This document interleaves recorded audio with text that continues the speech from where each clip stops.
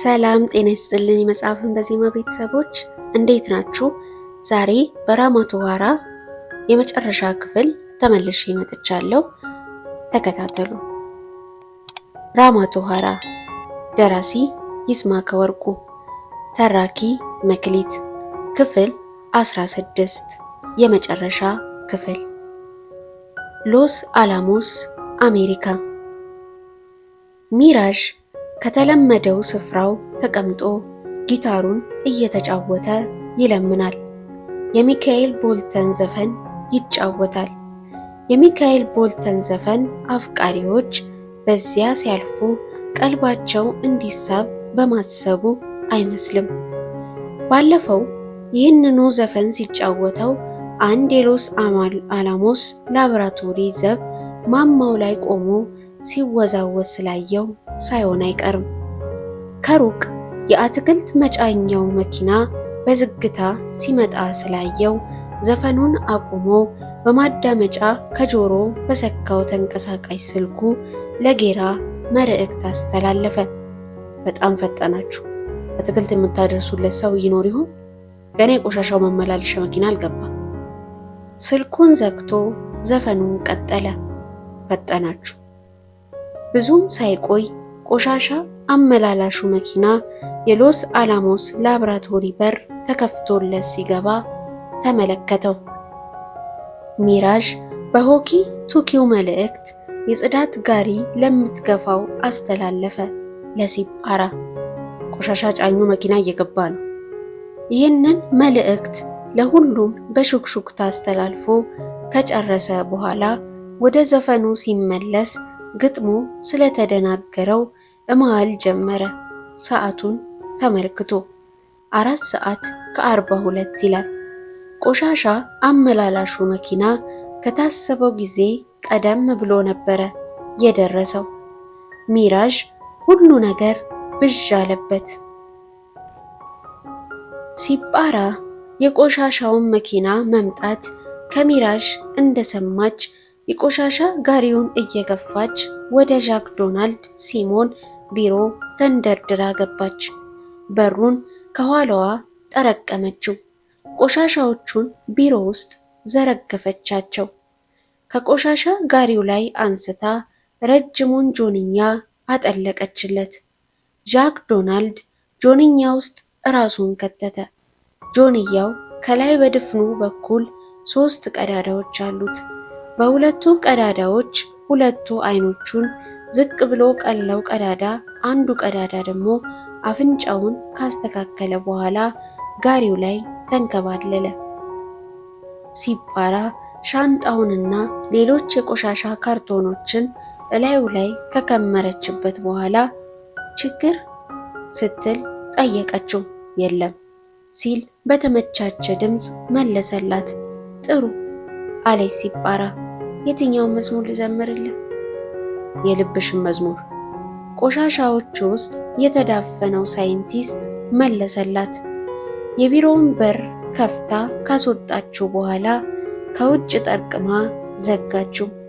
ቆሻሻና ብዙ ጉድ የተከመረበትን ጋሪ በኃይል እየገፋች ወደ ቆሻሻ ማጠራቀሚያው መጋዘን ፈጠነች። ነገር ግን በግሯ በኩል አንድ በር ተከፍቶ ከፍጥነቷ ገታት። ወከክ አለች። ችግር አለ? በጽዳት ሰራተኛዋ ድምፅና በራሷ እውነተኛ ድምፅ መሃል ባለ ዝብርቅርቅ ድምፅ በሩን ከፍቶ የወጣውን ጠብደል ሰውዬ ጠየቀችው። የምወስደው ቆሻሻ ይኖር ይሆን? ነይ እስኪ ወደዚህ። ችግር አለ? ሲጳራ ትንፋሿን እየዋጠች ጠብደሉን ሰውዬ ጠየቀች። የኔ ቢሮ እንዳይጸዳ ተፈርዶበት ነው። አዝናለሁ ጌታዬ፣ ይህን ቆሻሻ ደፍቼ እስከመጣ ብቻ ይታገሱኝ ይሆን? ድምፅሽ ደግሞ ተቀይሯል። የተረገመ ጉንፋን። ሲጳራ የድንጋጤ ትንፋሿን ለቀቀችው። ከታመምሽ ፈቃድ መጠየቅ ወይም መታከም ነው። ከቆሻሻዎች ጋር ተደባልቄ እንድሰራ ግን አልፈቅድም። ይኸው ጌታዬ፣ አሁኑኑ ይህንን ቆሻሻ ብቻ ደፍቼ አገለግሎታለሁ። አብረሽ ከቆሻሻዎች ጋር ልጠርጊ? ደግሞ ንግግርሽን አስተካኪው። እኔን ሳይሆን አሜሪካን ነው የምታገለግዩ። ይቅርታ ስለ ቃል አጠቃቀሚ። ሲጳራ ጋሪውን እየነዳች ወደ መጋዘኑ ተምዘገዘገች። እረች አሮጊት ይህን ሁሉ ጉልበት ከወዴት አባቷ ነው ያመጣችው? የጠብደሉ ሰውዬ አቃቂር ከሩቅ ተሰማት። ቆየኝማ። ሜሮዳ ከጠረጴዛው ላይ ተፈናጥራ ወረደች። ከቦርሷ ውስጥ 3 ኪኒኖችን አውጥታ ዋጠችና ከውስጥ ሌላ ነገር ትፈልግ ጀመረ። ምን ነው? ቤከን ግራ ተጋባ። ሁሉን ነገር በረዶ አረግሽው እኮ ሚስስ ሜሮዳ። እንደዛ አይደለም። ሜሮዳ በፍጥነት ከቦርሷ ውስጥ ሰማያዊ ቀለም ባለው ጠርሙስ የተሞላውን ሽቶ አውጥታ ቤከን ላይ አርከፈከፈችው። ምንድነው ይሄ ደግሞ? ቤከን ፈገግ እያለ ጠየቃት። ሽቶ ወዳለው ያልኩሽ እኮ እኛን ወደ ነበልባልነት የሚለውጠን ሽቶ ነው። እንዳልኩ እንደ በረዶ ሁሉም ነገር የሚያቀዘቅዙ አይደለም። እና የአፍንጫዬ ቀዳዳዎች ሁሉ መረጨት አለባቸው። ፊቱ ላይ ስታርከፈክፍበት የብዥታ ስሜት እየተሰማው ጠየቃት። አይኖቹን ጨፍኗቸዋል። ልዩ ልዩ ቀለሞች ታዩት። ደስ የሚልና ካሁን በፊት ተሰምቶት የማያውቀው ስሜት ፍስሐ ከሚሰጠው ሽቶ ጋር ተቀላቅሎ ተሰማው። ሽቶውን በሌላኛ እጇ እንደያዘች ከጀርባው በኩል ዞራ ታሻሸው ገባች። ከደቂቃዎች በኋላ ጡንቻዎቹ ቀስ በቀስ መዛል ጀመሩ። ከቆይታ በኋላ ሜሮዳ ሽቶውን እንደገና እያርከፈከፈችው በማይገባው ቋንቋ ትናገር ጀመረ። ይህ የሀገሬ ጥርኝ ዝባር ሽቶ ነው። ጥርኙን ለማግኘት ብዙ ጊዜ ይፈጃል። ሰገራው ግን በየመንገዱ ይቆለላል። የሚበላ ሁሉ በሰገራው ይለያል። የዋንዛ ፍሬ፣ የዶቅማ ፍሬ፣ የማላቆ ፍሬ ምናምን ፍሬ፣ የሰገራው ብዛት፣ የሽቶ ውድነት፣ ጥርኝ። ቤከን ተዝለፍልፎ ጠረጴዛው ስር ወደቀ። ሽቶ ለሚቀጥሉት 28 ሰዓታት ቤከንን የሚያስተኛ ነበር። ሜሮዳ ልብሷን በፍጥነት ለባብሳ ወደ በሩ ተራመደች። የሉስ አላሞስን ቆሻሻ ዝቃ የምትጨርሰው እንዳይመስልህ፣ ባትቀጠር ይሻለ ነበር ሲል ቆሻሻ እየዛቀ ወደ መኪናው የሚጭነውን አዲስ ፊት አዘነለት። ጥቁሩ ቆሻሻ ዛቂ አፍንጫው ላይ የሽታ መከላከያ አድርጓል። ጎፈሬ ፀጉሩም ሸፍኗል። አትጨነቅ፣ ይህ ህይወት ያንዱ ክፍል ነው። አዲሱ ቆሻሻ ጫኝ በካርቶን የተለበጠውን ከባድ ቆሻሻ ወደ መኪናው እየጫነ መለሰለት። አይደለም ሲል ተቃወመው። ቆሻሻ ስቃዩ ሰውዬ ሌላ ዝክንትል ተሸክሞ የተፈጠርከውማ ቆሻሻ ለመዛቅ አልነበር እና የዓለምን ቆሻሻ ሁሉ ማን ነው ለመዛቅ የተፈጠረ? ለክብር ተፈጥረው ለውርደት የተሸጡትና ራሳቸውን ለሽንፈት ያዘጋጁ ጥቂት ሰዎች ናቸው የዚህ ዓለም አገልጋዮች። የዓለምን ቆሻሻ መዛቅ የሌሎችን ቆሻሻ መዛቅ ክብር እንጂ ውርደት አይደለም። እቺ ሀሳብሽ ለአንድ ሳምንት ብቻ እንጂ ከዛ በላይ እንደማትሰነብት ተስፋ አለኝ። ለመሆኑ ስም ማን ነው? ሻጊስ ተሳስቶ ስሙን ሊነግረው ሲል መልሶ ዋጠው። ጃክ ዶናልድም ሲል በተሰጠው ስሙን በስህተት ሊደግመው መዛቂያውን ወደ ቀረው ቆሻሻ እየሰደደ ዛቂው ብለህ ልጠራኝ ትችላለህ አለው። የጠየኩህ እኮ ትክክለኛ ስምን ነው። ያው ነው ትክክለኛ ስሜ ዛቂው። ቆሻሻው ተጭኖ አለቀ። በመጨረሻ ግን የቆሻሻ ጫኞችን አይነት የለበሰች ሴት የቆሻሻ ማጠራቀሚያ መጋዘኑን አቋርጣ ስትመጣ አዩት። ደሞ ሴትም ተቀጠረች። ጥቁሩ ቆሻሻ ጫኝ ሰውዬ ወደ ጃክ ዶናልድ ዞሮ ጠየቀ። መሆኑ ነው። ጥሩ ነው እባክህ፣ ስራችን ቀለል አለ ማለት ነው። እንዴት? ከሴቶች ጋር ስትሰራ ምንም ነገር አይሰለችም። ቆሻሻው ተጭኖ ሲያልቅ መጣሽ ባክሽ። ካጠገባቸው ስትደርስ ጠየቃት። ይቅርታ አሁን ቅጥሩን ስለጨረስኩ ነው፣ ነገ ግን ቀድሜያችሁ እዚሁ እገኛለሁ። በእርግጥ ችግር የለውም። ሜሮዳ የቤከንን ቢሮ ለቃ ከመውጣቷ በፊት የቤከንን ማሸለብ ካረጋገጠች በኋላ የመስኮቱን መጋረጃ ገልጣ ወደ ግቢው በር ተመለከተች። ቆሻሻ ጫኙ መኪና ሲወጣ ተመለከተችው። በፍጥነት ወጣችና ወደ መኪና ማቆሚያው ሄደች። መኪናዋን አስነስታ ቆሻሻ ጫኙን መኪና ተከትለው ከግቢ ወጣች። ሚራዥ ጊታር መምታቱን ላፍታ አቁሞ መልእክት ለሁሉም አስተላለፈ። ቆሻሻ ጫኙ መኪና እየወጣ ነው። በዚሁ ቅጽበት ከታች በኩል ነጯ የአትክልት መጫኛ መኪና ከተፋለች። ሚራዥ በክብ ባርኔጣው እየለመነ ያጠራቀመውን ገንዘብ እዛው መንገድ ዳር በትኖ ባርኔጣውን እራሱ ላይ ደፋት። አትክልት ጫኛዋ መኪና የጋቢና በሯን ከፈተችለት። ሚራዥ እስከ ጊታሩ በፍጥነት ወደ ጋቢናዋ ገብቶ ተቀመጠ። በሩን ከዘጋ በኋላ ወደ ኋላው ዞሮ ሲመለከት ጌራና ዣንጊዳ ከአትክልት መጫኛ ውስጥ ተቀምጠው አያቸው። ወታደራዊ ሰላምታ ለሁለቱም ሰጣቸው። ዣንጊዳ ጭንብሉን አውልቆ የሰላምታውን አጸፋ መለሰለት። ቆሻሻ ጫኙን መኪና ከሜሮዳ መኪና ኋላ ሆነው ይከተሉት ጀመር። ምሽቱ እየገፋ በመሆኑ መንገዱ በመኪና አልተጨናነቀም።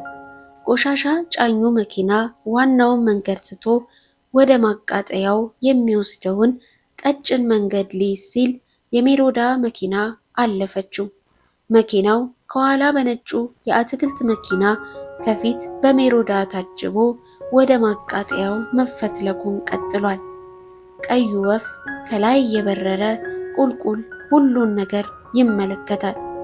ከጥቂት ጉዞ በኋላ ሜሮዳ መኪናዋን በሹፌሩ በኩል አርጋ መሳ ለመሳ ትጓዝ ጀመረ። ወፍራሙና ነጩ ሹፌር ቢጫ ኮፍያውን ከራሱ ላይ በሌላኛ እጁ አንስቶ ምን ፈለግሽ ሲል ጠየቃት። መንገዱን ዘግቶ ገፍቶ ሊገለብጣት እየጣረ ተያይዘው እየበረሩ አቁመው።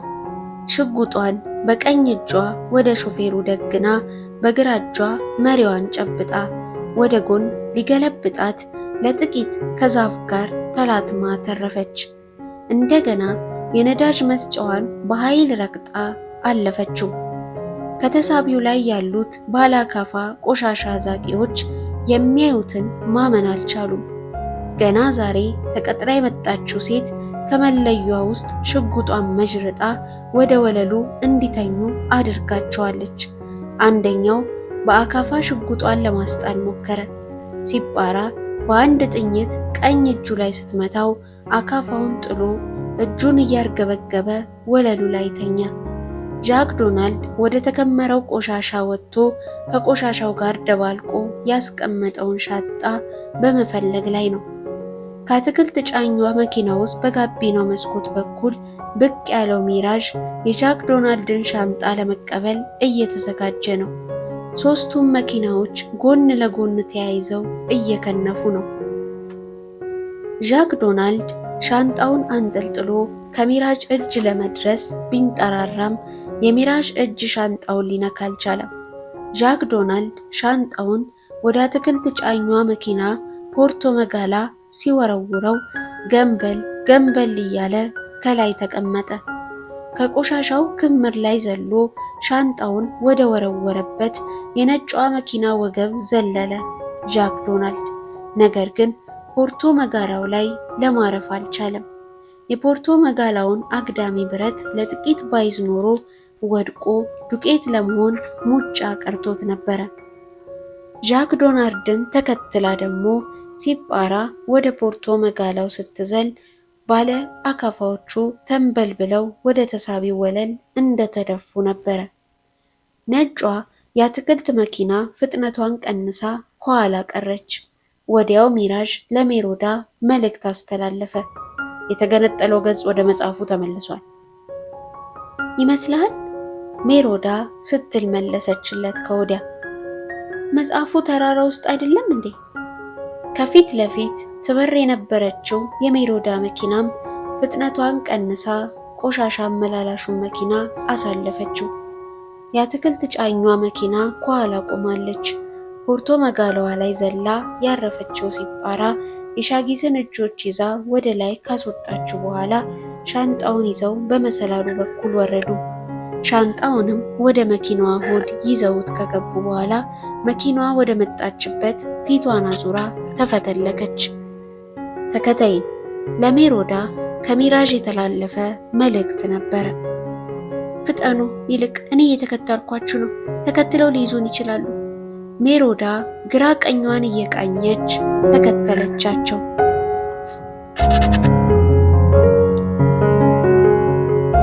ከጀሜስ ኮረብታዎች ግርጌ ካለው መንደር ሲቃረቡ ከሩቅ የፖሊስ መኪና ጩኸት ከጆሯቸው ጥልቅ አለ። ሁሉም በድንጋጤ ተያዩ።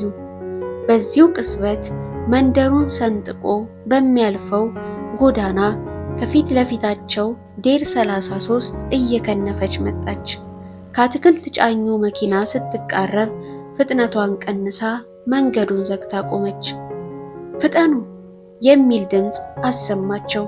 ዴር 33ን ይነዳት የነበረው አዲስ ፊት ሰውዬ የጌራ ረዳት ፓይለት ነበረ። ፍጠኑ፣ እየደረሱብን ነው። እነ ሚራዥ ከነጩ የአትክልት መኪና በፍጥነት እየወረዱ ወደ ዴር 33 ሆድ ጥልቅ አሉ። የፖሊስ መኪናዎች ጩኸት እየበረከተ እየቀረበ መጣ። ወዲያው ደግሞ የሚንደቀደቁ ሁለት ፈጣን ሄሊኮፕተሮች ከሩቅ ወደ እነሱ ሲወነጨፉ ተመለከቱ። ጌራ የዴር 33ን የኋላ በር ከፍቶ እጅግ ዘመናዊና የተራራው አዲስ ስሪት የሆኑ አውቶማቲክ ጠመንጃዎችን አውጥቶ ለሁሉም አስታጠቃቸው። ዴር 33ን የሚያበራት አዲስ ሰውዬ ስሙን ለሁሉም አስተዋወቃቸው። ወደ ውስጥ እንደገቡ ሲራጅ አህመድ ሲራጅ እባላለሁ። ስላገኘኋችሁ ደስ ብሎኛል። የተገነጠለው ገጽ ወደ መጽሐፉ አልተመለሰም። በቁርጥ መፋለም አለብን። በእኔ በኩል ችግር አይግባችሁ። ዴር 33ን እየኮለኮለ ዴር 33 መንደሩን ሰንጥቆ በሚያልፈው ረጅም ጎዳና አኮኩባ አየር ላይ ከመውጣቷ ከታች መንገዱ በፖሊስ መኪናዎች ተሞልቶ ሽቅብ ይተኩስባቸው ጀመረ። ከላይ ደግሞ ሁለቱ ሄሊኮፕተሮች ከረጅም ርቀት የሚመቱ መሳሪያዎችን እየተኮሱ ተከተሏቸው። አትክልት አመላላሹ ሰውዬ በዴር 33 በር ብቅ ብሎ ሲፋለም ገና 3 ጊዜ ከመተኮሱ ከሄሊኮፕተሩ የተተኮሱ ተከታታይ ጥይቶች ወንፊት አደረጉት። ከመሳሪያው ጋር ቁልቁል መሃለቅት የሌለው ወደሚመስለው ርቀት እየጮኸ ተውጀመጀመ። ወዲያው ሜሮዳ በእልህ የሱን ቦታ ተክታ ስትፋለም ሰውየው ገና መሬት አልደረሰም ነበር። ሚራዥ እና ሲፓራ በግራ በኩል የሚተኩሰውን ሄሊኮፕተር ለመከላከል የተኩስ ልውውጥ እያደረጉ ነው። ጌራ ከሲራጅ ጎን ተቀምጦ ከኋላ የተገጠመውን እሳት የሚተፋ መሳሪያ ለመተኮስ ቁልፎቹን በመነካካት ላይ ነው። ተኩስ የሚለው ቀይ ምልክት ከ3 ጀምሮ ወደ 0 እየቆጠረ ነው። ጌራ በዚሁ ቅስበት ዞር ሲል ሜሮዳ ከእጇ መሳሪያዋ አምልጧት ቁልቁል ሲምዘገዘግ ተመለከተ። ወዲያው ግራ እጇን በቀኝ እጇ ይዛ እያቃሰተች ወደ ውስጥ ተሸብልላ ወደቀች። ግራ እጇን እንዳልሆነ ሆኗል። አጥንቷ ጭምር በመድቀቁ ተቆርጦ ከመውደቅ ያዳኑት ጥቂት ጅማቶች ብቻ ናቸው። ዣንጊዳ ሸሚዙን አውልቆ እጇን ግጥም አድርጎ ቢያስረውም ደሙን ለማስቆም አልተቻለም። ሻጊዝ ሰማያዊ ሸሚዙን አውልቆ ለዣንጊዳ በደንብ እንዲያስርላት እየተናገረ ከሰጠው በኋላ በሜሮዳ ቦታ ሆኖ የመከላከል ተኩስ ይተኩስ ጀመር። የአርበኛ ልጅ መሆኑ ትዝ ሳይለው አይቀርም። ጌራ ተኩስ የሚለው ትዕዛዝ በስክሪኑ ላይ እንደመጣ በግራ በኩል ያለችው ሄሊኮፕተር ሙሉ በሙሉ ኢላማ ውስጥ መግባቷን ካረጋገጠ በኋላ ቁልፉን ተጫነው። ወዲያው እየነደደች ስትወድቅ ተመለከታት። እንደገና በስክሪኑ ላይ ሌላኛይቱን ሄሊኮፕተር ኢላማ ውስጥ ለማስገባት ቁልፎቹን በፍጥነት መነካካት ጀመረ። በቀኝ በኩል የነበረችው ሄሊኮፕተር አቅጣጫዋን ቀይራ ወደ ግራ ልታርፍ ስትል ከጌራ ኢላማ ውስጥ ገባች። በፍጥነት የመተኮሻ ቁልፉን ተጫነው። ሄሊኮፕተሯ በእሳት ላንቃዎች ተከናንባ ቁልቁል ስትወነጨፍ ሁሉም ተራራው አናት ላይ እስክታርፍ ቁልቁል እየተመለከቷት ነበረ። ጌራ ወደ እነ ሚራዥ ተመልሶ የሜሮዳን አንገት አቅፎ ያለቅስ ጀመር። የእጇ ዕጣ ምን ሊሆን እንደሚችል አላወቀም። ክፉኛ ተጎድቷል። እሷ ግን ለቁስሏ ቁብ ሳትሰጥ በፊቷ ላይ የድል ስሜት ይነበብባት ነበር።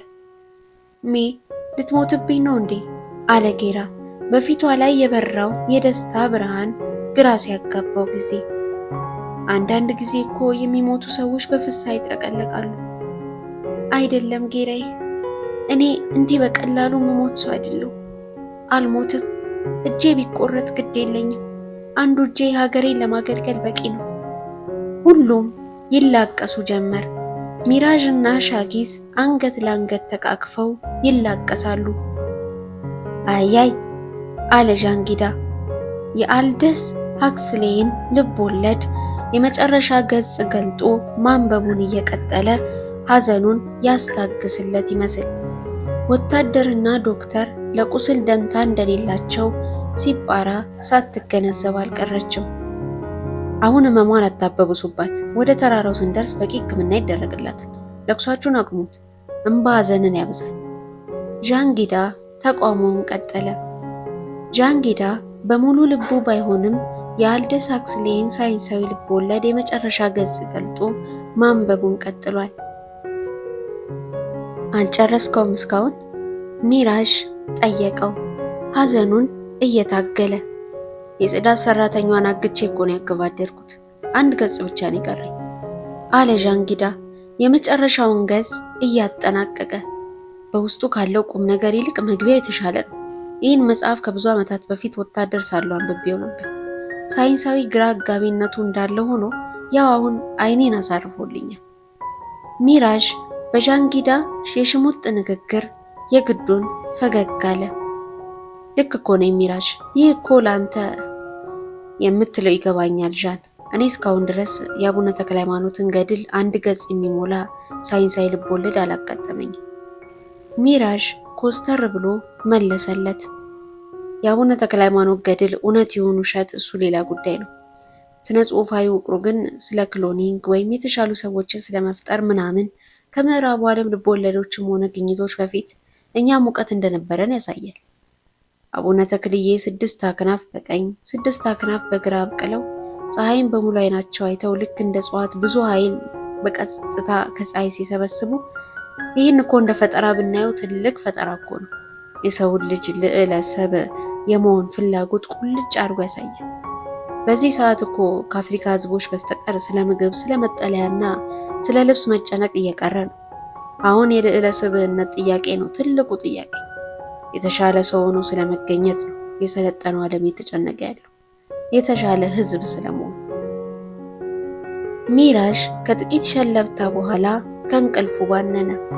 ከሜሮዳ በቀር ሁሉም ቀበቷቸውን አስረው ያንጎላጃሉ። ሻጊዝ ግን በብዥታ ውስጥ ሆኖ ይቁለጨለጫል። የሜሮዳን እጅ እያየ በጥልቅ ሐዘን ውስጥ እንደሰጠመ ነው። ሚራዥ ከዕቃ ማስቀመጫ ውስጥ ጊታሩን አውጥቶ ቃኘው። የሜሮዳን ስቃይ ጊታሩ ያስታግስላት ይመስል። በኢትዮጵያ ሰማይ ላይ እየበረርን ነው። የሲራጅ ድምፅ ተሰማው። በ2000 ጫማ ከፍታ ላይ ነን። በኢትዮጵያ አቆጣጠር አሁን ከሌሊቱ 10 ሰዓት ተኩል። ሚራዥ በዴር 33 የመስታወት መስኮት በኩል ለመመልከት ሞከረ። ምድሩ በጨለማ ተውጧል። በኢትዮጵያ ሰማይ ላይ እየበረሩ እንደሆነ ሲያስብ ውርር የሚያደርግ ስሜት ተሰማው። ቀና ብዬ ባየው ሰማዩ ደፈረሰ፣ ወዴም ሳር ቅጠሉን ምድሩን አስታወሰ፣ ሀገሬ ትዝታሽ ነገሰ። የጌታቸው ካሳ ሙዚቃ በጊታሩ ሲያንጎረጉር ሁሉም ከእንቅልፋቸው ሙሉ በሙሉ ይነቁ ጀመረ። ቀበቷችሁን አጥብቁ፣ ሲራጅ መልእክት አስተላለፈ። በአዲስ ዘመን ተራሮች አናት ላይ እየበረሩ ነበር። ዴር 33 በአንድ በማያውቁት ተራራ አናት ላይ ለማረፍ እየወረደች ነበር። ሚራዥ ዘፈኑን አቁሞ ወደ ውጭ በመስኮት በኩል ተመለከተ። እየነጋ ቢሆንም የት እንደደረሱ ለማወቅ አልቻለም። የተራራዎቹ አናት በጭጋግ ተሸፍኗል። እየቀረቧቸው የሚመጡት በጭጋግ የተሸፈኑ ተራሮች እነማን እንደሆኑ ሊያውቅ አልቻለም። በጸደይ ወቅት ከጎበኟቸው ተራራዎች ውስጥ እንደሆኑ ገምቷል። ምናልባት የመሶበ ወርቅ ቅርጽ ያለው ጣቅርን ተራራ ላይ እያረፉ እንደሆነ ከሁሉም አብልጦ ሳይገምት አልቀረም። የት ነን? ሚራዥ ድምፁን ዘለግ አድርጎ ጠየቀ። የመለሰለት የለም። ዴር 33 ከተራራው አናት ካለው ሜዳ ላይ በሚብለጨለጩት ምልክቶች ተመርታ ካረፈች ከጥቂት ጊዜ ቆይታ በኋላ ቁልቁል መስመጥ ጀመረች ወደ ተራራው ሆድ። ነጎድጓዳማው ድምፅ ጆሮዎቻቸውን ሊበሳው ታገለ። በአሳንሰር እንደሚወርድ ሰው ክብደታቸው ሲከዳቸው ታወቃቸው። ከቆይታ በኋላ በተራራው ሆድ ውስጥ ዴር 33ን ተሸክሞ ቁልቁል የሚያወርዳት ማሽን ድምፅ ሲቆም ተሰማቸው። ዴር 33 ከአንድ እሷን በሚመስሉ በራሪዎች ከተሞላ መጋዘን ውስጥ ቆመች። በሯ ከመክፈቱ ቀይ ወፍ ቱር ብሎ ወጣ፣ ከሁሉም ቀድሞ። አስከትሎም የብዙ ሰዎች ህብረ ዝማሬ ከሩቅ ተሰማቸው። የሚዘምሩት ቃሉ ጥርት ብሎ አይሰማቸውም፣ ብቻ ግን ብዙ ድምፅ ዋ ዋ ዋ ዋ ዋ ዋ። በመሃል የከበሮ ድምፅ ብቻውን ይሰማል። ገው ገው ገገው ዋ ዋ ዋ ዋ ዋ ዋ። የብዙ ሰዎች የሚውጥ የሚመስል ድምፅ ገው ገው ገገው ገው። ሲራጅ የዴር 33ም ሞተር አቀዝቅዞ ወረደ። እነ ሚራዥ ከነሱ ቀድመው ወርደው እየተቁለጨለጩ ነበር። ወዲያው ከሰፊው መጋዘን ቀጥሎ አንድ በርቀት መቆጣጠሪያ የተከፈተ የሚመስል በር ሲበረገድ የኮሎኔል ልብስ እስከ ሙሉ ክብሩና ጌጡ የለበሱ ሰውዬ ወጡ። እንኳን ወደ ራማቱ ኋራ በደህና መጣችሁ። ሁሉንም በፈርጣማ እጃቸው ጨበጧቸውና ወደ ውስጥ እንዲገቡ ጋበዟቸው። አሊጋስ ቂሮስ እባላለሁ። በሩ ላይ እጆቻቸውን ወደ አንድ ማሽን እንዲያስጠጉ ተደረጉ። ማሽኑ በየክንዶቻቸው ላይ መሃሉ ላይ የማያው አይን ያለበትን ባለ 8 ጨረር ኮከብ አተመላቸው። ይህ ምልክት ከታተመለት ሰው በቀር ወደ ውስጥም ማንም መዝለቅ እንደማይችል ገብቷቸዋል።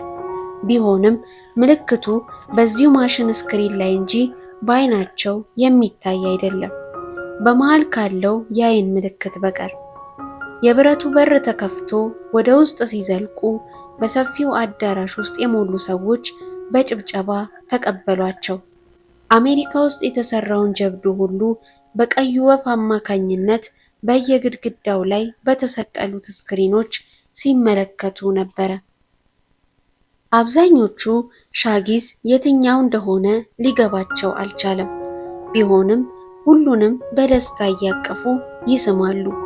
የሚራዥ የሲጳራና የሜሮዳ ዝናም አስቀድሞ ተሰምቶ ኖሮ በደስታ የሰከረው ሁሉ እየመጣ እያቀፈ ይስማቸው ጀመር። ገሚሱ በደስታ ያነባል፣ ገሚሱ ደንዝዞ ቆሟል። የሕክምና ክፍሉ አባላት ሜሮዳን በተሽከርካሪ አልጋ ይዘዋት ተፈተለኩ። ሌሎቹ ሊከተሉ ሲሞክሩ መንገድ መለሷቸው። ከአዳራሹ መድረክ ላይ ብዙ ሕፃናት ቀይ ቀሚስ ለብሰው የሚዘምሩትን መዝሙሩን አቁመው የተፈጠረውን ግርግር ያዩ ጀመር። በዚህ መሃል አንድ ሽማግሌ ወደ እነ ሚራዥ ሰውን እየገላለጡ መጡ። ከደረሱ በኋላ ግን መናገር አልቻሉም። በእንባ በደፈረሱ አይኖቻቸው ሁሉንም ይመለከቷቸው ጀመር። በአባይ ዳር በተሰራው ቤት ውስጥ የተቀበሏቸው አዛውንት ነበሩ። ፕሮፌሰር በርናባስ ከነሱ አስቀድመው ወደ ተራራው በመግባታቸው የሞቀ አቀባበል እየተደረገላቸው እያለ ነበረ እነ ሚራዥ የደረሱት። በዋሻ ውስጥ ሲሰነብቱ የጎፈረውን ነጭ ጢማቸውና የወየበ ነጭ ፀጉራቸውን እንኳን ገና አላስተካከሉትም ነበር። ካፖርታቸው አፈር የፈጀው ብረት መስሎ ብስቁልቁል ብሏል። ምን ነው? ሚራዥ ለረጅም ሰዓት ካስተዋላቸው በኋላ መጎሳቆላቸው ግራ አጋብቶት ጠየቃቸው። ረጅም ታሪክ ነው። ሁሉንም በየተራ ያቅፏቸው ጀመር። ሚራዥን ቀጣዩ ዣንዣድ ለማድረግ ሊመለምሉት እያሰቡ ሳይሆን አይቀርም። ማርዬ ወዴት ነው? ሚራዥ ፕሮፌሰር በርናባስን ጠየቃቸው። ተከተለኝ። የሚራዥን እጅ እየጎተቱ ማርዬ ወዳለበት ወሰዱት። ማርዬ በረጅሙ መተላለፊያ ተቀምጦ ራሱን በሁለት እጆቹ ውስጥ ቀብሮ ያለቅሳል። ከጥጉ ወንድ አልቆ ተቀምጦ እያጽናናው ቢሆንም ለቅሶውን ማቆም አልቻለም። ዳግማዊና ኦንጎታም ለቅሶውን ማስቆም ቸግሯቸው ከጥጉ ተቀምጠዋል። እሳቸው እኮ ስራቸውን ጨርሰውን የሞቱት፣ እንዲያው ሞቱ ሳይሆን አረፉን። ደስ እያላቸውን የሞቱ አባባ ደጋጎ ሁሉንም ተልኳቸውን የፈጸሙ ሰው ናቸው። ፕሮፌሰር በርናባስ አንገቱን ቀና አደረጉት። በ94 ዓመታቸው ማስተላለፍ ያለባቸውን አስተላልፈው፣ እስኪ እኔን ተመልከተኝ፣ ምን ቀረኝ? 80ኛ ዓመት እየተገባደደ ነው። ይልቅ ንገረኝ፣ ያንን ልጅ አላመጣኸውም? የቱን? ማርዬ ተነስቶ ሚራዥን አቅፎ እየሳመ ጠየቃቸው። አዲያምን። እንዲህ አለ ማርዬ። ቅድም በደስታ ሰክሮ ከጫንቃው ላይ ወጥቶ ይጋለበው ማን ሆነና? እረ እንደገና ጥራልኝ። በብዙ ሰዎች መሃል ስለነበርኩ መች ለየሁት። በዚህ መሃል አዲያም ያቺኑ መነጽሩን እንደሰካ ወዳሉበት መጣ። ፕሮፌሰር በርናባስ ወዲያው ፊታቸው ተለዋወጠ። መነጽሩን እስካሁን አለመስበሩን ሲያዩ ምን አጠፋው? አዲያም ፈገግታውን ሰብስቦ ጠየቃቸው። ተከተለኝ። ይዘውት ከረጅሙ መተላለፊያ መጨረሻ ላይ ወደሚገኘው ክፍል ይዘውት ሄዱ። በረጅሙ ኮሪደር አቋርጠው ሲወስዱት አዲያም የተራቀቁ የቴክኖሎጂ ውጤቶች የሚመረቱባቸውን ክፍሎች እየተገላመጠ እያየ ነበር። ወደ ተራራው ከመጣ ጊዜ ጀምሮ ሲያየው ከሰነበተ ሁሉ ጭንቅላትን የሚፈትንና እጅግ ውስብስብ ነገር ነበር። በተራራው ሆድ ውስጥ የሚርመሰመሱት አንቱ የተባሉ ሳይንቲስቶች የሚሰሩት ሁሉ ግራ ሲያጋባው ሰንብቷል።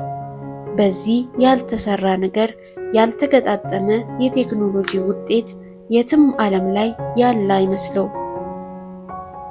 ከኮሪደሩ መጨረሻ እንደደረሱ ፕሮፌሰር በርናባስ እጁን እየጎተቱ ስፍር ቁጥር በሌላቸው መጽሐፍት ወደ ተሞላ ግዙፍ ቤተ መጻሕፍት ይዘውት ገቡ።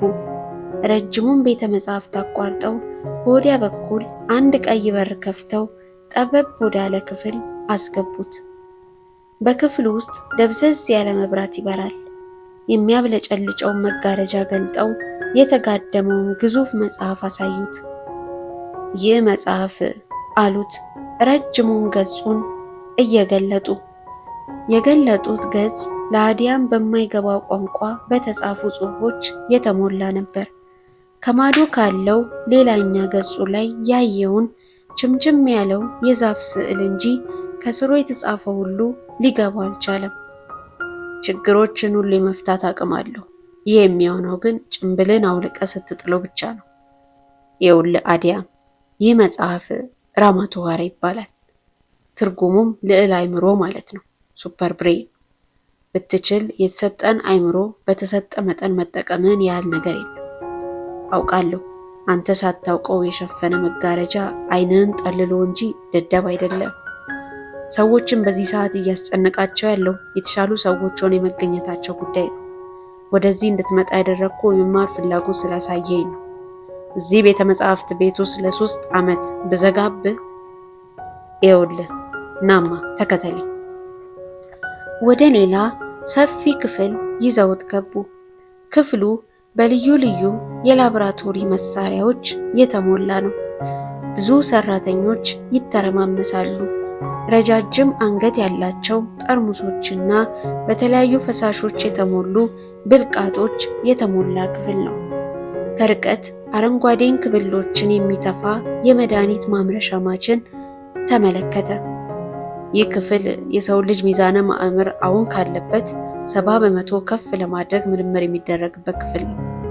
አሁንም እጁን እየጎተቱ ይዘውት ወጡ። ወደ ሌላ ክፍል አስገቡት። ይህ ደግሞ ድርጅቱ በዩኒቨርሲቲ ደረጃ የሚያሰለጥንበት ክፍል ነው። በውስጡ ብዙ የትምህርት ክፍሎችን የያዘ ነው።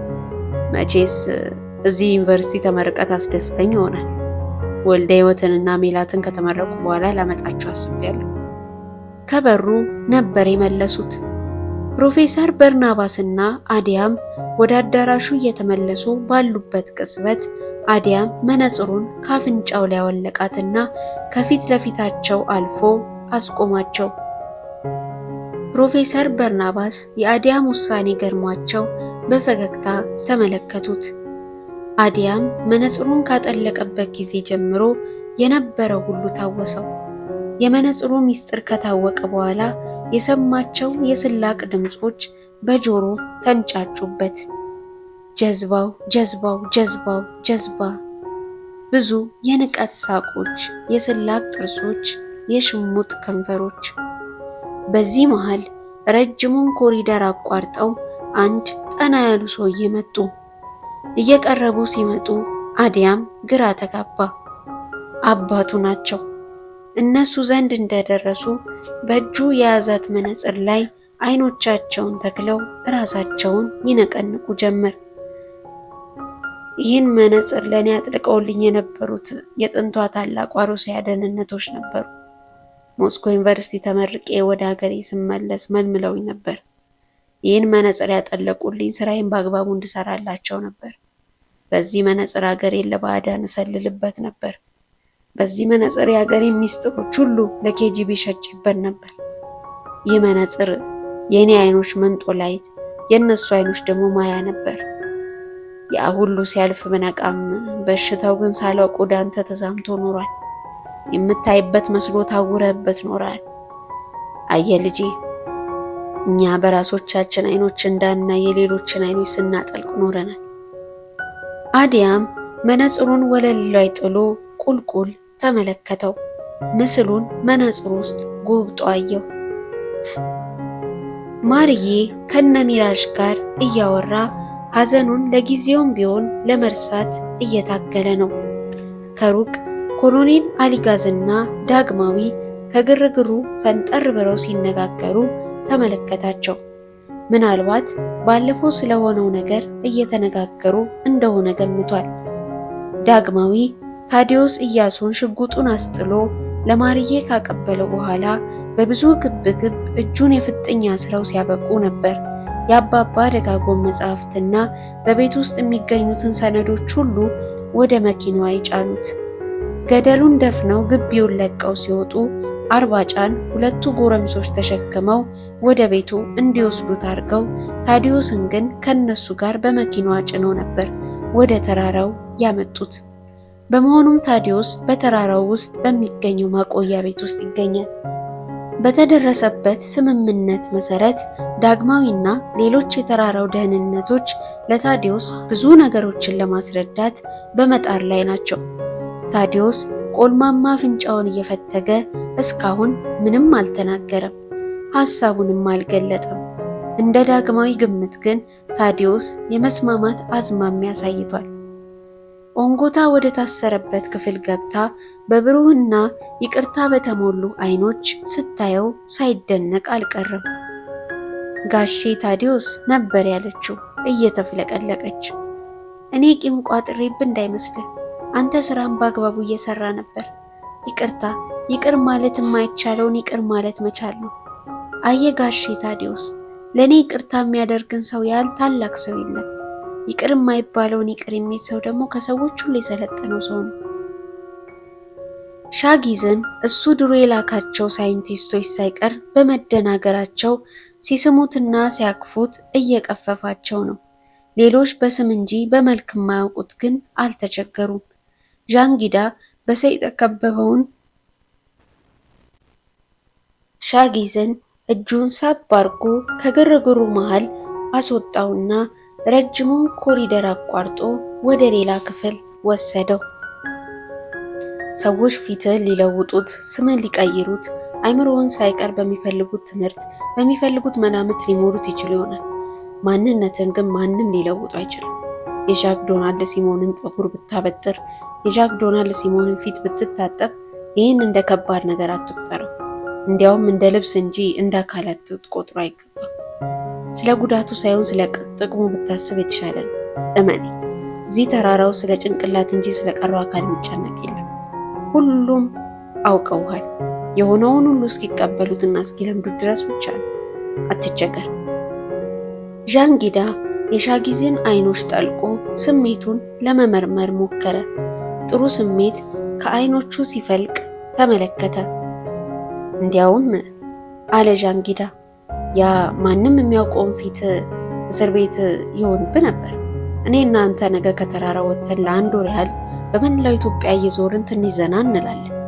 ማንም ስለማያውቅ ከፈለግን አዲስ አበባ፣ ከፈለግን ባህር ዳር፣ ከፈለግን ቦንጋ፣ ካሰኘን መቀሌ፣ ሲያሻን ድሬዳዋ እንዝናናለን። ሻጊዝ እና ዣንጊዳ እየተነጋገሩ እያሉ ጌራ መጥቶ ተቀላቀላቸው። ሜሮዳ እንዴት ሆነች? ሻጊዝ ሰፍ ብሎ ጠየቀው። እጇ ከጥቅም ውጭ ሆኗል። ሳይቆርጡት አልቀሩ። ይህን እንዴት አድርጌ መቋቋም እንደምችል አላውቅም። ያንተ ያለ። ሻጊዝ ራሱን ይዞ ቆመ። ከኮሪደሩ መጨረሻ አካባቢ ሁለተኛው በር ተከፍቶ አንዲት ሴት እየሮጠች መጥታ በደስታ ጨበጠቻቸው። ስራ ላይ ስለነበርኩ ነው፣ ይቅርታ፣ እንኳን ደህና መጣችሁ። ደስታዋን መቆጣጠር አቅቷት እጆቿን አወናጨፈች። እባካችሁ ስራችን ጎብኙልን። ወደ በሩ በሁለቱም እጆቿ ጋበዘቻቸው። ተከታትለው ገቡ። በኮምፒውተርና በስክሪኖች የተሞላው የወፍ ስምሪትና ክትትል ክፍል ውስጥ ነበር የገቡት። ሚራዥ እና ሲጳራ ገድመው ገብተው ኖሯል። ሚራዥ ሰረቅ አድርጎ የሲጳራን ሆድ ሲያይ በአይኖቿ ያዘችው። አንተን የሚመስል ቆንጆን የሚወለደው፣ አይዞ። እኔ ግን አንቺን የሚመስል ቢወለድ እመርጣለሁ የኔ ቆንጆ። አይ አለ ጌራ የሁለቱንም ትከሻ ይዞ መሃል እየገባ፣ ሁለታችሁንም የሚመስል ነው የሚወለደው። የሜሮዳ ነገር ምን ላይ ደረሰ? ሲጳራ የጌራን እጅ ይዛ ጠየቀችው። መላ ያለው አልመሰለኝም፣ አላስገባኝ አሉኝ። የቆረጡት ይመስለኛል። ክፍሉን የሚያስጎበኛቸው ሰውዬ ንግግሩን ቀጥሏል። በየትኛውም ሀገር ሰማይ ላይ ያለ አቪዬሽን ሕግ እይታ እየበረሩ ከኛ እይታ ውጭ የሆነውን የሚያሳዩን እነዚህ ቀያይ ወፎች በአይኖቻቸው ምስልን፣ በጆሮቻቸው ድምፅን እየቀዱ እዚህ ላይ ወደምታዩት አብይ መቀበያ፣ ከዚያም በዚህ በኩል በምታዩት የመረጃ መተንተኛ ክፍል ያስተላልፋሉ። አሁን ደግሞ በትንንሽ ቀዳዳዎች እየገቡ የሚሰልሉ በዝንብ አምሳል የተሰሩ ሮቦቶችን እያመረትን ነው። ለመጨረሻዊ ሞት ሽረት ትግል ይደርሳሉ ብለን እናስባለን። አያረጉትም አለ ሚራዥ ወደ ሕክምና ክፍሉ እየሮጠ። መቆረጥ የለበትም። ሁሉም ተከትለውት የሕክምና ክፍሉን በእርግደውት ገቡ። የሕክምና ክፍሉ ኃላፊ በሐዘን ራሱን እየነቀነቀ ተመለከታቸው። አዎ እንደገመቱት የሜሮዳ እጅ ተቆርጦ ነበረ። ስቃዩን አልቻለችውም አለ ዶክተሩ በሐዘን ፊቱን ጨፍግጎ። አዝናለሁ። ተያይዘው ይላቀሱ ጀመር። ሜሮዳ ግን በሰመመን ውስጥ ናት። አልፋ አልፋ በሰመመን ዓለሟ ውስጥ ቃዣለች። እያሸነፍናቸው ነው እያለች። አዲያም መነጽሩን ቁልቁል ሲያይ ቆየና ቀና አለና አባቱንና ፕሮፌሰር በርናባስን እንባ ባቀረሩ አይኖቹ ተመለከታቸው። አይኖቹን ጨፍኖ እንደገና ገለጣቸው። ሁለቱም በዝምታ እየተከታተሉት ነው። ከንፈሮቹን ነክሶ ቀኝ እግሩን በቁጣ አነሳው። ሰማያዊውን መነጽር ለመጨረሻ ጊዜ ቁልቁል ተመለከተው። ያነሳው እግሩ ጫማ ምስል በመነጽሩ ውስጥ ተራራክሏል። እግሩን በኃይል መነጽሩ ላይ ያሳረፈው። በቅስበት ድቅቅ አለ። ዱቄት ፍሬሞቹም ተጨረማመቱ። በራሱ አይኖች እውነተኛውን ዓለም ለማየት ቀና አለ። ሁለቱም ደስታ ባፈካቸው ብርሃናማ አይኖቻቸው እየተመለከቱት ነበረ። ዛፉ ፍሬውን አቅልቷል። አሞሮችም ይዞሩታል። ያቀላውን ካልጣለ የሚቀጥለውን ፍሬ አያፈራም። ውድ የመጽሐፍም በዜማ ቤተሰቦች የዴርቶ ጋዳ ቀጣይ ክፍል የሆነውን ራማቶሃራን የመጨረሻ ክፍል በዚሁ አጠናቀቅን። እንደወደዳችሁ ተስፋ አደርጋለሁ። ሀሳብ አስተያየታችሁን አስፍሩልኝ። በቀጣይ በሌላ መጽሐፍ በሌላ ትረካ እስከምንገናኝ ላይክ፣ ሼር፣ ሰብስክራይብ በማድረግ ቤተሰብ እየሆናችሁ ቆዩኝ። ሰላም።